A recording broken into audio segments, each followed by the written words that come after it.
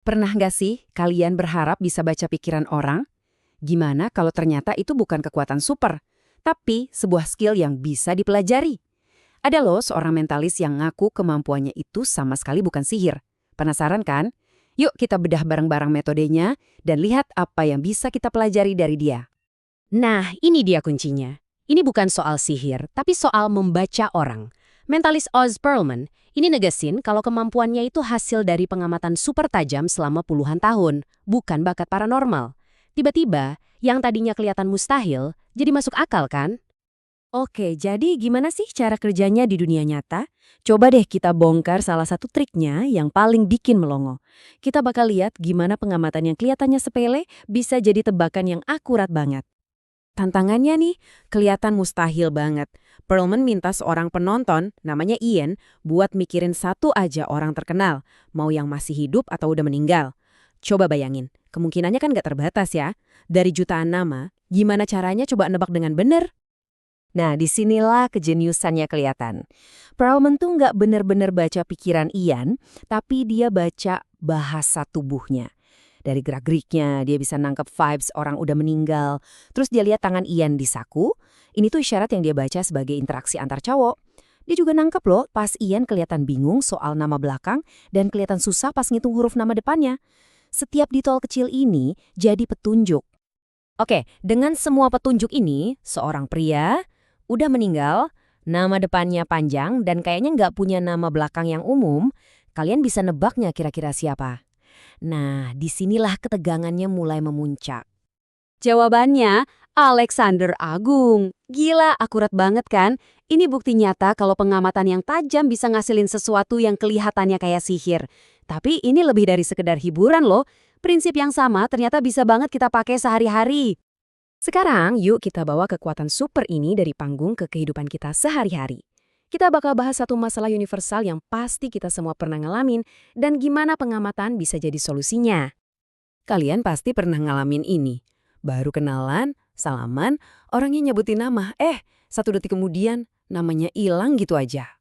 Lenyap, rasanya canggung, bikin frustrasi, dan ini tuh umum banget terjadi.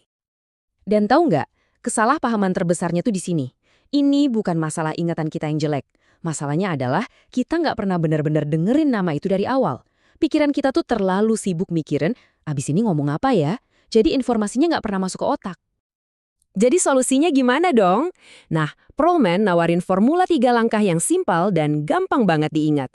Dia nyebutnya metode dengar, ulangi, balas. Biar kita gampang ingat, dia pakai analogi yang lucu tapi jenius, instruksi di botol sampo. Busakan, bilas, ulangi. Simple, efektif, dan jadi susah buat dilupain kan? Yuk kita bedah satu-satu. Pertama, dengar. Beneran deh, kosongin pikiran kamu selama 2 detik aja dan fokus cuma buat dengar namanya. Kedua, ulangi. Sebutin lagi namanya kalau perlu 2 kali. Misalnya, senang ketemu kamu Ashley. Ashley, bener kan aku nyebutnya? Ini buat konfirmasi pengucapan sekaligus nganemin di otak. Ketiga, balas. Pakai nama dia dalam 1 kalimat buat bener-bener ngunci ingatan itu. Nah, langkah balas ini yang paling ampuh. Kamu bisa kasih pujian yang bikin ada kaitan visual. Ashley yang pakai anting bagus. Atau kamu bisa tanya ejaannya. Ini melibatkan bagian otak yang lain. Atau bikin koneksi pribadi, walaupun harus bohong dikit. Wah, Ashley, kebetulan banget sepupu saya juga nikah sama orang namanya Ashley. Intinya adalah bikin kaitan yang kuat di pikiran kita. Oke, sekarang kita balik lagi ke panggung buat lihat gimana prinsip pengamatan ini bekerja di level yang lebih halus, lebih dari sekedar teknik yang kelihatan jelas. Perlman nyebut ini pendekatan rumput tetangga lebih hijau. Maksudnya gini, kadang-kadang orang tuh punya satu pikiran awal, tapi di detik terakhir mereka ganti pikiran. Nah, perubahan ini seringkali ninggalin jejak fisik yang samar, kayak lirikan mata yang cepat banget. Ini contoh yang pas banget. Pas ditanya lagi mikirin siapa, Nanjira jawab Bob Dylan. Tapi Perlman tuh jeli. Dia nangkep lirikan mata itu. Dia tahu Nanjira udah ganti pikiran. Pas didesak, Nanjira ngaku deh kalau pikiran pertamanya itu sebenarnya Trevor Noah. Lihat kan, pengamatan terhadap detail sekecil itu yang bikin beda. Pada akhirnya nih, semua teknik dan pengamatan ini dasarnya adalah sesuatu yang jauh lebih fundamental, sesuatu yang berlaku nggak cuma di atas panggung. Jadi, ini dia poin utamanya. Menurut Perlman, rahasia sebenarnya adalah keyakinan yang gak tergoyahkan bahwa apa yang kamu lakuin itu pasti berhasil. Ini kayak ramalan yang jadi kenyataan karena kita percaya keyakinan itu yang menciptakan hasil. Buat ngebuktiin poin ini, dia ngelakuin demonstrasi terakhir yang resikonya tinggi banget.